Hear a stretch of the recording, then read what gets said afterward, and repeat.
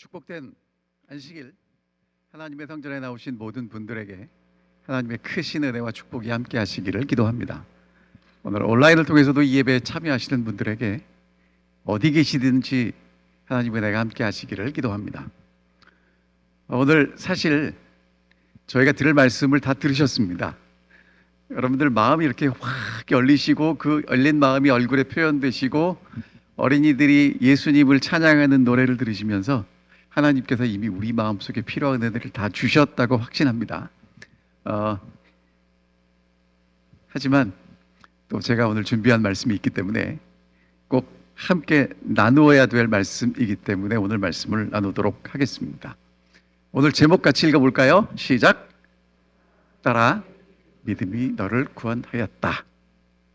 잘 들리세요? 오케이. 자, 따라 내 믿음이 너를 구원하였다 입니다. 지금 저희는 무엇을 안식일마다 살펴보고 있냐면 예수님이 다시 오셔요. 오늘 장로님 기도해 주신 것처럼 분명히 다시 오십니다. 왜냐하면 성경이 약속했고 세상에 일어나는 일들이 심상치 않아요. 뭔가 변화가 일어날 겁니다. 자, 그러면 예수님이 이 땅에 오실 때 무엇을 찾으시는데 무엇을 찾냐면 믿음을 찾겠다고 하십니다. 그럼 여기서 믿음은 물건이 아니고 예수를 믿는 사람입니다. 그래서 우리에게 뭐가 필요하냐면 믿음이 필요한데 예수님이 특별히 따라 내 믿음이 너를 구원하였다고 말씀하신 경우는 이게 특별한 거예요. 어떤 여자도 딸이라고 부르지 않습니다.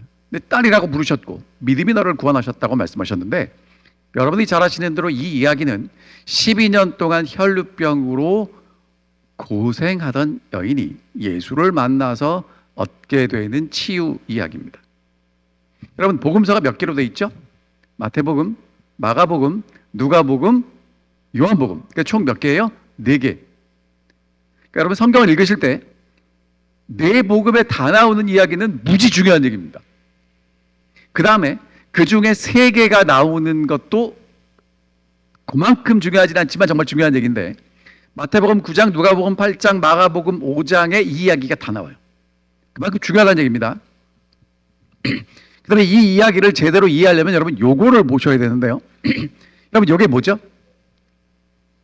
이걸 뭐라고 부릅니까? 샌드위치. 정확하게 뭐라고 부르시는지 아십니까? 야채 샌드위치라고 부릅니다. 왜냐하면 위아래 빵이 있고 가운데 뭐가 들어있어요? 샌드위치에서 제일 중요한 그 내용물이 들어있는데 내용물이 다 뭐밖에 없어요? 야채. 그러니까 토마토 보이고 당근도 보이고 오이도 보이고 뭐 상추도 보이고 보이잖아요. 그래서 야채 샌드위치라고 합니다. 왜 이야기를 드리냐면 마가는요 요런 구조를 많이 썼어요. A, B, A 다시. 그러니까 샌드위치를 이야기 속에 넣었는데 그게 무슨 얘기냐면 마가복음 5장 21절부터 43절까지 하나의 이야기가 아니라 2개의 이야기가 나와요. 회당장 야이로가 딸을 고쳐달라고 간청하는 이야기로 시작해서 12년 동안 혈루병 앓던 여인을 치유하시는 이야기로 진행이 되다가 이제 마지막으로 야이로의 딸이 구원을 얻는 이야기로 마칩니다. 그럼 여러분 여기서 빵에 해당하는 내용은 뭐예요? 야이로 이야기예요. 근데 그 속의 핵심은 뭡니까? 오늘 저희가 살펴보게 될 혈루병 앓던 여인의 치유라는 것입니다. 오늘은 이제 저희가 무엇부터 살펴볼 거냐면 12년 혈루병 앓던 여인의 치유부터 함께 살펴볼 겁니다. 그럼 이제 다음 주에는 뭘 공부하실지 무슨 말씀을 나눌지가 한번 기대가 되시겠죠. 자, 여러분 이 12년 동안 혈루병으로 고통받은 이 여인 이렇게 마가복음이 시작합니다. 12회를 혈루증으로 알아온 한 여자가 있어 많은 의사에게 많은 괴로움을 받았고 가진 것도 다 허비하였으되 아무 효험도 없고 도리어 더 중하여졌던 차에 이렇게 이야기합니다. 그러면 신체적으로 여러분 혈루병이란 뭐냐면 몸에서 피가 계속 흘러나가는 병이에요. 물론 여자분들이 생리라는 걸 합니다. 근데 그게 아니고 계속 몸에서 피가 흘러나가는 거예요. 그럼 어떻게 되겠습니까? 몸이 건강할 수가 없어요. 굉장히 허약하게 됩니다. 그것 때문에 식욕을 잃을 수도 있고요. 그 다음에 우울증이 올 수도 있고, 정말 힘들고 어려운 상황에서 이 여인이 했던 게 뭐냐면 병을 고치기 위해서 의사들을 만납니다. 민간요법도 했을 겁니다. 그런데 효염이 없고 가진 돈을 다 썼어요. 그러니까 돈으로 해결될 수 없는 문제였고, 그 돈을 쓴 다음에 다시 벌 수 없는 상황이 되어서 이 여자는 경제적으로도 되게 어려웠습니다. 그러면 사회적 관점으로는 이 여자가 정말 불쌍하고 힘든 여자인데, 이유가 뭐냐면 성경에서 특별히 레위기에 보면 몸에서 피가 흘러나가는 사람, 생명의 기운이 빠져나가는 사람은 부정하게 됩니다. 부정한 사람은 사회적 접촉이 금지됩니다. 그러니까 교회 와서 예배를 드리는 일이 가능할까요? 불가능할까요? 불가능한 겁니다. 그러면 성전에 가서 예배를 드릴 수도 없고, 사람들이 있는 곳에 갈 수도 없고, 혼자서 외롭게 살아야 했습니다. 어떻게 이해하시면 되냐면, 코로나 때 코로나 확진되면 어떻게 되죠? 혼자서 격리했던 여인이에요. 몇 년을? 12년. 자, 그 다음에요. 그렇게 사회적 격리 때문에 성전에 가서 하나님을 예배할 수가 없었어요.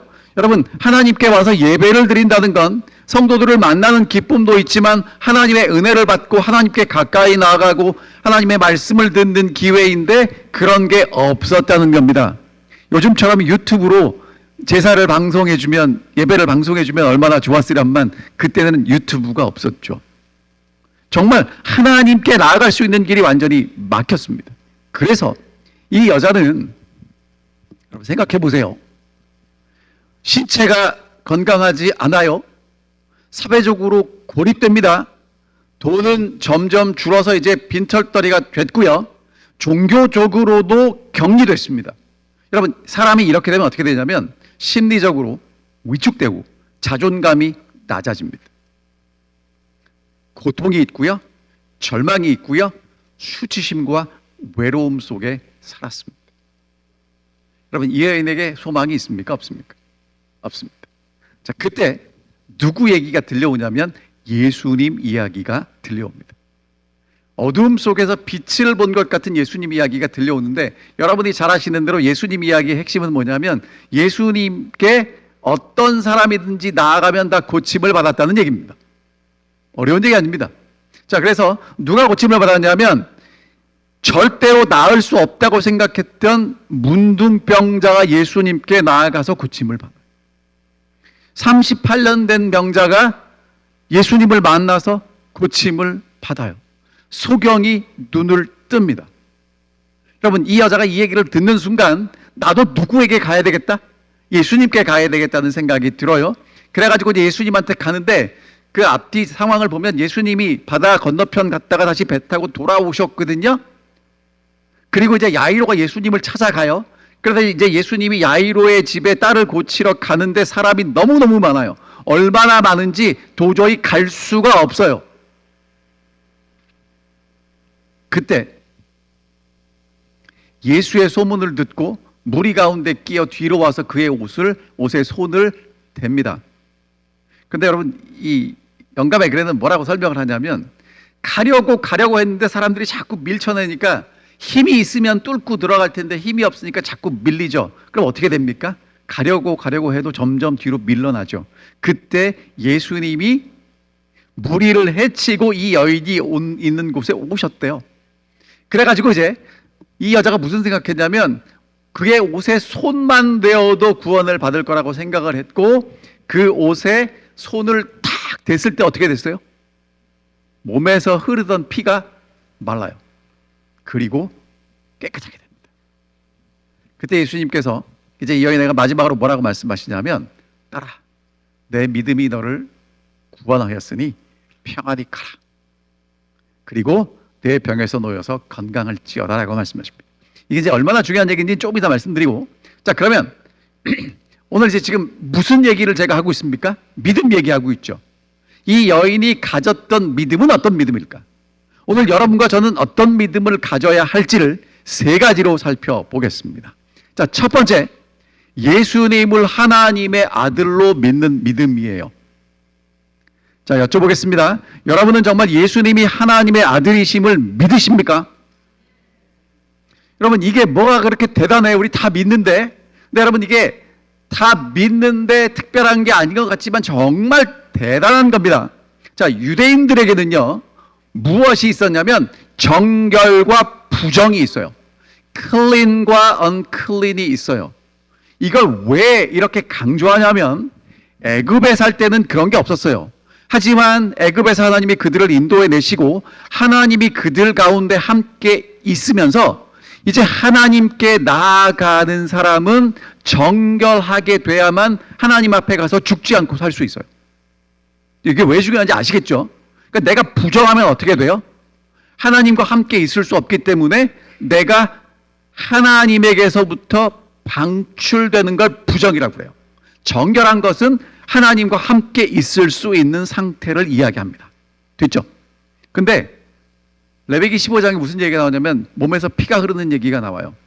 어떤 여인이 유출을 하되 그의 몸에서 그의 유출이 피이면 1회 7일 동안 불결하니 그를 만지는 자마다 저녁까지 부정할 것이다. 여러분 있죠? 이제 한 여인이 몸에서 피가 나면 뭐 어떤 이유에서든지 피가 나면 그 여자는 불결해요. 언클린이에요. 그 다음에 그게 끝나고 일주일 동안 격리해야 됩니다. 그리고 만지는 사람도 부정해져요. 여러분 이게 우리한테는 되게 일상적인 얘기인데 이러한 의학 지식이 없던 3,500년 전에 모세를 통해서 하나님이 이런 말씀을 하셨다는 것은 이스라엘 백성들이 감염으로부터 자신들을 보호하고 공동체를 보호할 수 있는 정말 탁월한 방법이었다는 겁니다. 자, 그래서 이제 부정한 이 기간 동안에는 뭘 할 수 없냐면 하나님께 나아갈 수도 없고 사람들을 만날 수도 없어요. 따로 격리되어 살아야 된단 말이에요. 그래서 하나님께서 오늘 우리에게 뭐라고 말씀하시냐면 부정한 사람은 제사를 통해서 정결하게 되고 격리를 통해서 정결하게 된 다음에 거룩한 하나님께 나아갈 수 있게 되라고 말씀하고 계십니다. 그래서 이것을 통해서 하나님께 나아가는 것, 그 다음에 공동체를 보호하고 위생과 건강을 위해서 필요한 일이었다는 거예요. 그런데 여러분, 이 여자는요, 자기가 알잖아요. 몸에서 지금 12년 동안 피가 흘러요. 그러면 이 사회가, 종교가, 건강이 나를 부정하다고 이미 고립시킨 여자예요. 그래서 가진 돈 다 써가지고 낫게 해보려고 애썼는데 안 됩니다. 자, 그럼 여러분 보세요. 이 여자가 내가 어떻게 하면 나을 수 있을까 고민을 했는데 방법이 있어요, 없어요? 없어요. 근데 누구밖에 없어요. 예수님밖에 없는데 문제가 뭐냐면 내가 예수님을 만지면 어떻게 돼요? 내 손끝이 닿으면 나를 누군가 만지면 그 사람이 어떻게 되는 거예요? 부정하게 되는 거예요. 그럼 내가 예수님을 만지면 어떻게 돼요? 예수님도 부정하게 될 수 있는 거예요. 그런데 마태복음에는 뭐라고 써 있냐면 12해 동안 혈루증을 앓던 여자가 뒤에서 예수께로 다가와 예수의 옷술에 손을 대었다고 얘기합니다. 특별히 옷자락이, 우리 성경에는 옷자락이라고 번역됐는데 유대인들에게는 옷술에 손을 댔대요. 옷술. 여러분, 이 옷술이 뭐냐면 유대인들이 하나님의 율법을 기억하기 위해서 겉옷 끝에 달아놓은 술이에요. 이 천입니다. 그러면 이 여인은 지금 뭘 붙잡는 거예요? 하나님의 약속을 붙잡는 겁니다. 여러분, 하나님의 약속을 붙잡으면 하나님의 약속은 나를 뭐라고 정죄할 거예요? 부정하다고, 죄인이라고, 밖으로 나가야 된다라고 정죄하는 그것을 붙잡는 믿음, 그 믿음이 있었다는 거예요. 자, 그럼 이제 설명을 드릴게요. 유대인들이 기도할 때 세 가지가 필요했답니다. 키파와 테필린과 탈릿입니다. 무슨 얘기인지 모르시겠지만 간단하게 제가 설명드리면 아하 하실 거예요. 첫 번째, 이게 키파입니다. 여러분 이거 뭔지 아시죠? 모자. 조그마한 빵같이 생긴 모자. 저게요, 제가 예루살렘에 가서 통곡의 벽에 가서 기도를 하려고 그러는데 거기는 이 모자를 쓰고 들어가야 돼요. 아무나 못 들어가요. 그냥 들어가면 걸려요. 그래서 거기서 이제 저 같은 관광객들에게는 새까만 모자 줍니다. 이렇게 거기서 이렇게 같이 쓰던 거. 근데 그거 쓰고 들어가야 돼요. 꼭 쓰고 있어야 돼요. 근데 이 사람은 자기 모자가 있는 거예요. 그러니까 저 모자를 반드시 쓰고 해야 되는데 이유가 뭐냐면 하나님에 대한 경외심에 대한 표현이랍니다. 두 번째, 테필린이라는 건 뭐냐면 하나님의 말씀을 어디다 붙이라고 그랬냐면 이마에 붙이고 손에 붙이라고 그랬어요. 그래서 이마에도 성경절을 써서 붙이고 손에도 성경절을 써서 이렇게 둘둘 말아 놓았어요. 왜? 시키는 대로 하는 겁니다. 신명기 6장에 나오거든요. 그래서 출애굽기 13장 1절부터 10절, 출애굽기 13장 11절부터 16절, 신명기 6장 4절부터 9절, 신명기 11장 13절부터 21절 네 말씀을 여기다가 집어넣었대요. 그래갖고 유대인들은요, 재밌는 게 말씀의 순서에 따라서 이 테필린이 달라요. 어쨌든 그러니까 위에 모자 쓰고 이마에다 말씀 붙이고 손에도 말씀 붙이고 그 다음에 마지막으로 필요했던 게 뭐냐면 이게 탈릿이라는 것인데 옷 끝에 술 보이세요? 저게 뭐냐면 하나님의 계명을 잊지 않고 지키겠다는 표현으로 달아놓은 것입니다. 그래서 이제 탈릿이라고 부르고 그 술을 찢찢이라고 불렀대요. 그러니까 하나님의 율법을 기억한다는 의미였던 것이죠.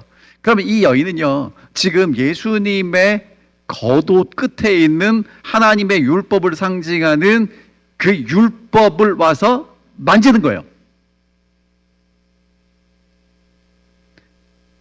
여러분, 이 여인이 뭘 믿었어요? 내가 만나는 이 예수는 내가 만지면 부정해지는 예수가 아니라 내 부정을 깨끗하게 할 수 있는 하나님이라고 믿었던 것입니다. 여러분, 우리가 예수님께 기도하는데, 예수님께 나아가는데 그 예수님이 어떤 분이십니까? 내가 문제를 가지고 가서 아뢰면 도와주실 수 있는 분입니까? 그 능력이 어디까지죠? 이 여인이 알게 된 그 예수님은 내가 이 문제를 가지고 나아가면 이 문제를 해결하고도 남는 분, 부정하게 되는 분이 아니라 나를 정결하게 하실 수 있는 분에게 나아갔다는 것입니다. 오늘 여러분과 제가 정말 예수 그리스도를 믿을 때 그 예수가 어떤 분이신지를 우리가 분명하게 알아야 한다는 거예요. 우리를 창조하신 분이고, 여러분, 예수님 앞에 우리의 문제가 아무리 커도 예수님과 비교하면 뭐가 더 크죠? 예수님이 큽니까? 문제가 큽니까? 근데 우리는 자꾸 뭐가 더 큰 것처럼 보여요? 내 문제가 더 큰 것처럼 보여요. 왜? 여러분, 그 이유가 뭐냐면 이런 겁니다. 이유가 뭐냐면 큰 산이 있는데 그 산을 바라보면 그 산보다 큰 게 없거든요. 근데 내 앞에 건물이 크게 있으면 뒤에 있는 산보다 뭐가 더 크게 보이냐면 건물이 더 크게 보여요. 그러나 내가 조금만 뒤를 떨어져서 보면 산 밑에 있는 건물은 지극히 작다는 걸 알게 됩니다. 그러니까 오늘 여러분과 저의 문제가 그렇다는 거예요. 이 여인이 정말 예수님이 어떤 분이신지 알게 됐고요. 두 번째, 여러분, 이 여인이 예수님을 믿는데 그 믿음은 어떤 믿음이냐면 행동하는 믿음이라는 거예요. 여러분, 이게 되게 중요합니다. 자, 볼게요. 예수의 소문을 듣고 무리 가운데 끼어 뒤로 와서 그 옷에 손을 대니 이는 내가 그 옷에 손만 그 옷에만 손을 대어도 구원함을 받으리라 생각함이라. 여러분, 이 여인은요, 예수가 어떤 분이신지를 이제 확실하게 믿었고요, 그 믿음이 행동으로 옮겨집니다. 오늘 많은 경우에 여러분과 저는 예수를 믿어요. 여러분, 제가 여쭤볼게요. 정말 예수 그리스도를 믿으십니까? 그럼 뭐라고 대답하시겠어요? 아멘이죠. 아멘입니다. 근데 여러분, 우리의 믿음은요, 머릿속에 있어요. 생각만 믿어요. 근데 진짜 믿는 건 어떻게 진짜 믿는 거냐면 믿는 대로 움직이는 거예요. 그게 진짜 믿음이라는 거예요. 여러분 있잖아요. 얼마나 많은 그리스도인들이 입으로만 믿는지 모르겠어요. 입으로만 믿는 게 아니라 행동으로 옮겨져야 진짜 믿음이라는 겁니다. 적극적으로 믿어야 돼요. 여러분, 야이로는요, 회당장이라 예수님을 찾아가서 모셔다가 손을 얹어달라고 얘기를 했는데, 이 여인은 예수님 찾아갈 능력도 안 되고 힘도 없고 아무것도 가진 게 없어서 예수님 뒤로 가요. 그리고 야이로는 예수님이 와서 손을 얹어서 해달라고 얘기를 했지만, 이 여인은 옷자락이라도 만지면 될 수 있다라고 확신을 하는 겁니다. 그래서 예수님 뒤로 가요. 갑니다. 그리고 옷자락을 만져요. 여러분, 이게 믿음입니다. 정말 믿음은요, 하나님의 말씀은 생명이야 라고 생각하는 게 아니고 생명이신 말씀을 펴야 돼요. 그리고 읽으셔야 합니다. 읽고 묵상하셔야 합니다. 그리고 요즘 제가 더 강조하는 거 있죠? 묵상하는 것으로 끝나지 말고 누군가를 가르치셔야 합니다. 그래야 내게 돼요. 많은 분들이 참여해 주셔서 감사합니다. 여러분이 자원하시는 분들만 받습니다. 절대로 강요하지는 않고요. 언제든지 오시면 함께 짝을 지어서 여러분들이 더 하나님 말씀을 잘 알 수 있도록 도와드리도록 하겠습니다. 근데 여러분, 12년 동안 그렇게 힘들고 어려웠는데 한 번의 접촉으로 끝나요. 예수님을 만지기만 했는데 그게 돼요. 자, 이게 뭔지 보여드릴게요. 이게 이런 겁니다. 자, 우리 어르신들 다 스마트폰 요즘 쓰실 겁니다. 옛날에 뭐 이렇게 폴더식 전화 가지고 계시는 분들은 많이 안 계실 거고 다 스마트폰이 있는데, 여러분 스마트폰에 카톡을 사용하시려면 아무리 좋다라고 말씀을 드려도 되지 않고요. 스마트폰을 열어서 어떻게 해야 돼요? 터치를 해야 돼요. 터치. 마찬가지로 예수님에 대한 믿음이 있으면 그 믿음을 가지고 예수 그리스도를 터치하셔야 돼요. 그게 믿음이라는 것입니다. 여러분, 자주 터치하셔야 돼요. 자주 기도하셔야 되고, 자주 말씀을 보셔야 되고, 자주 섬기셔야 되고, 자주 봉사하셔야 됩니다. 그 다음에 여러분, 이 여인이 이렇게 예수님께 나갈 수 있었던 이유가 뭔가 봤더니 간절해서 그래요. 간절하지 않으면 움직였겠습니까? 오늘 여러분과 저는 하나님에 대해서 얼마나 간절함이 있으십니까?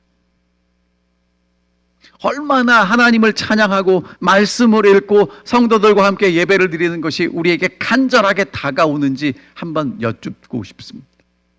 오늘 안식일이구나, 가야 되지. 아이고, 안 가면 안 되는데 가야지. 오늘 목사님 설교가 짧게 끝났으면 좋겠다, 그러고 오시는지,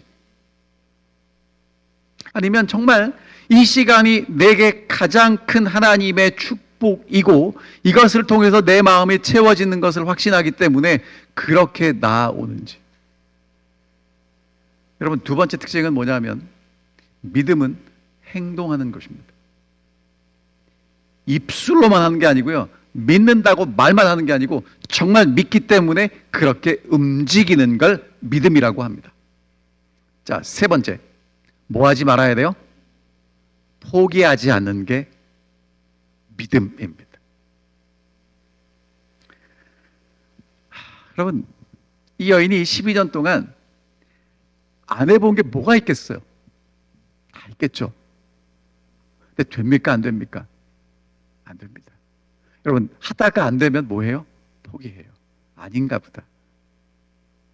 그런데 여러분, 다른 건 다 포기하셔도 이거는 포기하면 안 돼요. 생명에 관련된 건 포기하시면 안 됩니다. 근데 오늘 이 시대를 살아가는 사람들을 보면 정말 많이 포기하고 삽니다.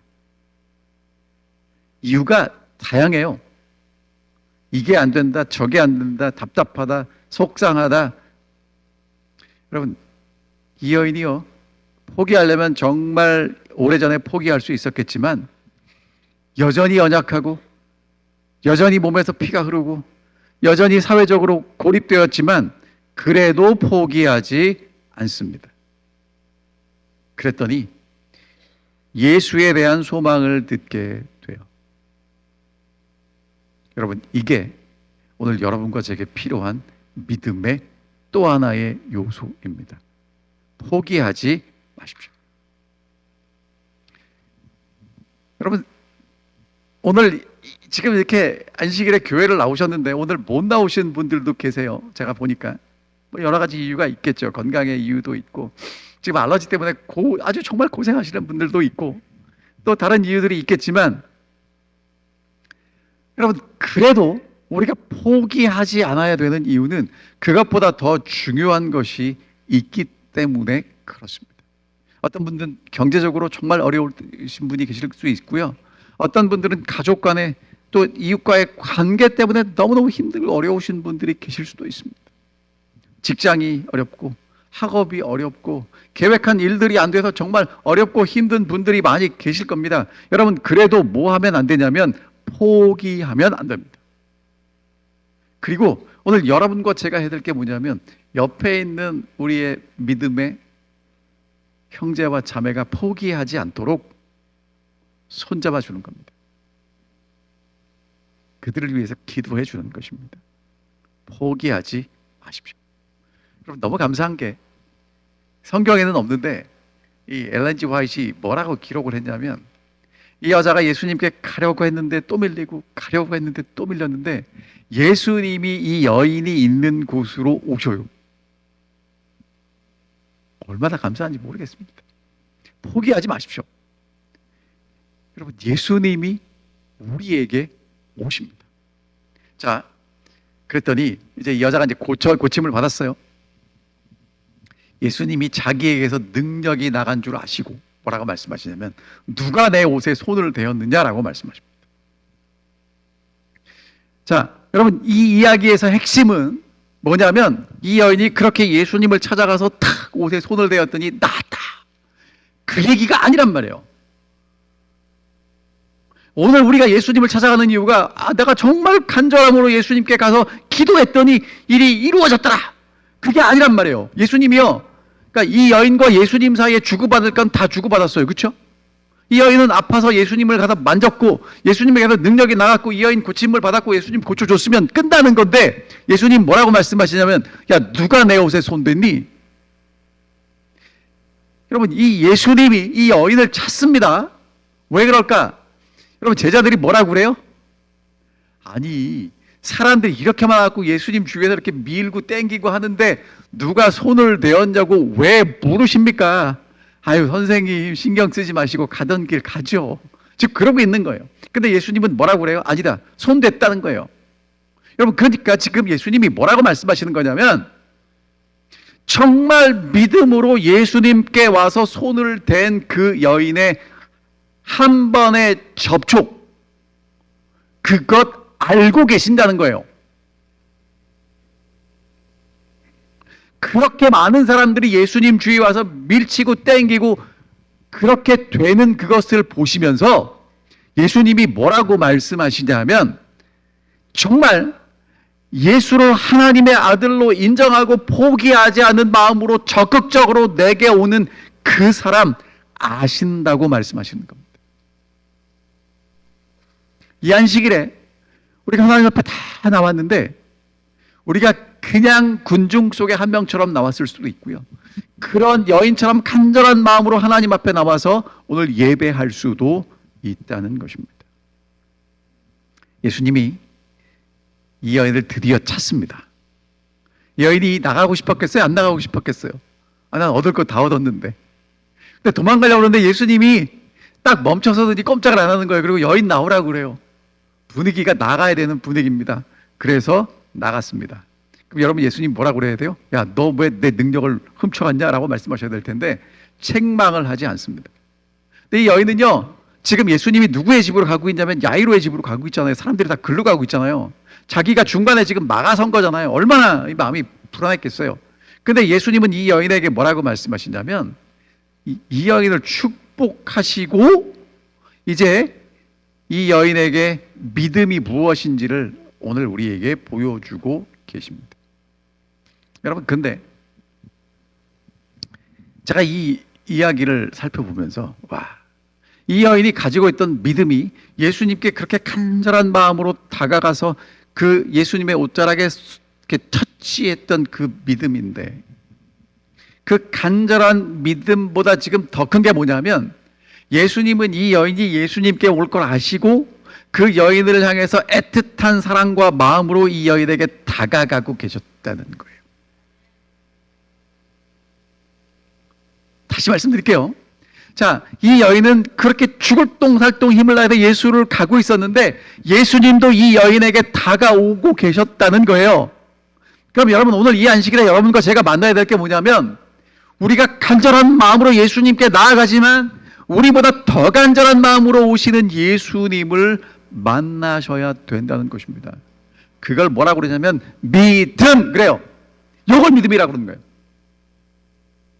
그 다음에 예수님이 뭐라고 말씀하시냐면 따라 내 믿음이 너를 구원하였다라고 말씀하십니다. 예수께서 이 일을 행한 여자를 보려고 둘러보시니 여자가 자기에게 이루어진 일을 알고 두려워하여 떨며 와서 그 앞에 엎드려 모든 사실을 여쭈니 예수께서 이르시되 따라 내 믿음이 너를 구원하였으니 평안히 가라 내 병에서 놓여 건강할지어다 라고 말씀하십니다. 그래서 여러분, 예수님이 이 여인을 뭐라고 부르세요? 따라. 여러분, 이 따라라는 이야기가 이 여인이 이제까지 갖지 못했던 것에 대한 보상이에요. 자, 유대 문화적인 관점에서는 딸이라는 얘기가 어떤 게 있냐면요, 내가 아버지로서 너를 보호하고 인정한다는 의미가 있어요. 이제까지 혈류병 때문에 사회에서 격리됐잖아요. 그런데 이제 예수님은 이 여인을 뭐라고 말씀하시냐면 너는 내 딸이야, 내가 아버지야, 너를 보호할 거야, 너를 인정하고 있어라고 말씀하고 계신다는 것입니다. 자, 그 다음에 신학적인 관점에서는요, 어떤 의미가 있냐면 하나님께 예배하지 못했습니다. 하나님께 나오지 못했는데, 그럼 여러분, 하나님께 나아가서 예배하지 못하고 하나님 앞에 나아가지 못하는 사람들은 하나님의 자녀가 아니고 하나님의 자녀로서 누릴 수 있는 모든 걸 다 잃어버렸는데 예수님이 이제 이 여인을 딸이라고 부르시면서 내가 선택한 백성이라고 부르시는 것입니다. 그 다음에 심리적 관점에서요, 누가 이 여인을 만져줬겠습니까? 누가 이 여인하고 같이 밥을 먹었겠습니까? 누가 이 여인을 따뜻하게 안아줬겠습니까? 그런 거 없어요. 그런데 이제 예수님이 이 여인을 뭐라고 부르시냐면 딸이라고 부르시고 그 손을 잡아주시고 하나님의 딸임을 인정하시면서 하나님의 평안을 이 여인에게 주십니다. 새로운 관계가 맺어지는 것입니다. 여러분, 이 안식일에 여러분과 제가 그렇게 간절한 마음으로 하나님 앞에 나오면 하나님도 우리에게 그렇게 오시고요, 우리를 뭐라고 부르시냐면 아들, 딸 이렇게 부르시는 겁니다. 하나님이 우리를 아들이라고 부르시고 딸이라고 부르는 건 그냥 아들, 딸이 아니고요, 진짜 아들이고 진짜 딸이에요. 근데 여러분, 하나님의 아들이고 딸이라고 하는데 말만 아들이고 딸이지 하나님 아버지하고 전혀 다르게 살아간다. 달라도 괜찮습니다. 여러분, 시간이 가면요 닮아지게 돼 있어요. 제가 저희 집 고양이 얘기를 또 할게요. 저희 집 고양이는 저희하고 피도 섞이지 않았습니다. 아시죠? 살다 보면요 주인 닮아요. 여러분 있잖아요, 예수님을 통해서 하나님을 아버지라고 부르잖아요. 시간이 가잖아요. 닮게 돼 있어요. 안 닮으면 이상한 겁니다. 근데 여러분, 닮은 건 누가 아냐면 내가 아는 게 아니고요, 사람들이 보니까 닮았다고 하는 거예요. 자, 이제 이 여자가 신분이 전환됩니다. 한 번의 접촉으로 그 여자에서 딸로 신분이 전환됩니다. 성경에는 마태, 마가, 누가는 그 여자라고 불러요. 근데 예수님은 그 여자를 이제 뭐라고 부르냐면 딸이라고 부릅니다. 하나님이 아는 존재, 아버지가 책임지는 존재입니다. 아버지의 약속이 있고요, 아버지와 함께 살아갈 존재가 된 것입니다. 여러분, 믿음은 이렇게 소중한 것입니다. 터치하면, 믿음으로 다가가면 하나님이 우리를 아들이고 딸이라고 받아주신다는 것입니다. 딸아, 내 믿음이 너를 구원하였다. 여러분, 왜 내 믿음이 너를 구원하였다라고 말씀하셨을까요? 이제 이것만 말씀드리고 마칠게요. 내가 너를 낫게 했다라고 말하셔도 되는데, 여러분, 이 여인을 낫게 한 게 예수님입니까? 이 여인이 예수님께 다가간 것입니까? 잘 보자고요. 예수님은 고치실 능력이 있는 하나님의 아들이시고, 이 여인은 지금 죽어가는 이 혈류병으로 12년 동안 고통받는 여인이에요. 그러면 이 여인을 구원한 건 예수님이에요? 이 여인의 믿음이에요? 둘 다 맞습니다. 맞아요. 근데 예수님은 지금 뭘 더 강조하시는 거냐면 이 여인의 믿음을 더 강조하시는데, 이유가 뭐냐면요, 여러분, 예수님이 이 땅에 왜 오셨죠? 회복시키러 오셨죠. 그런데 예수님 주위에 그렇게 사람들이 많이 밀치고 지나가는데 회복됩니까? 안 되죠. 근데 이 여인은요, 정말 그렇게 간절한 믿음으로 예수님께 왔을 때 회복이 돼요. 근데 예수님이 뭐라고 말씀하시냐면 이 믿음이 너를 구원하였다라고 말씀하십니다. 그러니까 여러분 있죠? 회복은 예수님께 있어요. 예수님이 우리를 회복시켜 주시기를 원하십니다. 그런데 동시에 그 회복을 받고자 예수님께 나아가는 사람들이 필요한 거예요. 그걸 믿음이라고 합니다. 그게 있어야 온전한 구원이 이루어집니다. 여러분, 그게 뭐냐 하면, 여러분, 이 여인이 얼마나 간절하게 나갔겠어요. 이거 아니면 길이 없잖아요. 여러분, 그러면 제가 여쭤볼게요. 오늘 여러분과 저는 하나님 앞에 나갈 때마다 얼마나 간절하게 나가십니까? 이거 아니면 안 된다는 마음으로 나가시나요? 아유, 오늘 또 해보지라고 하고 나가시나요?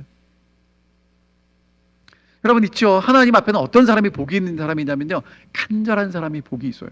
배고픈 사람이 복이 있다고요. 이거 아니면 안 되라는 마음으로 나아가셔야 한다고요. 그런데 내가 안다고, 경험했다고, 그럼 여러분 여쭤볼게요. 어제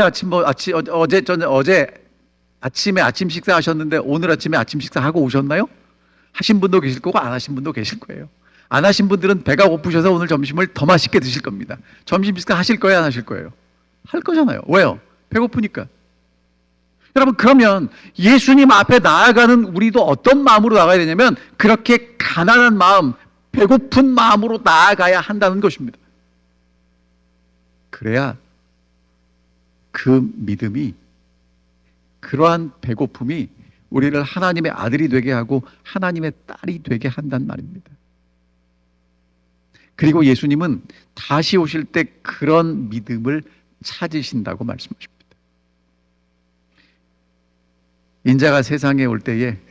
인자가 올 때에 세상에서 믿음을 보겠느냐? 여러분, 예수님은요, 이 땅에 오실 때 하나 찾습니다. 예수를 믿는 사람들을 찾으시는 겁니다. 예수님 오실 때 정말 예수를 믿는 사람들로서 예수님 앞에 설 수 있는 여러분과 제가 되어야지 않을까요? 오늘도 가난한 마음으로 하나님 앞에 나아갈 수 있는 여러분과 제가 되기를 바라면서 오늘 말씀 줄이겠습니다.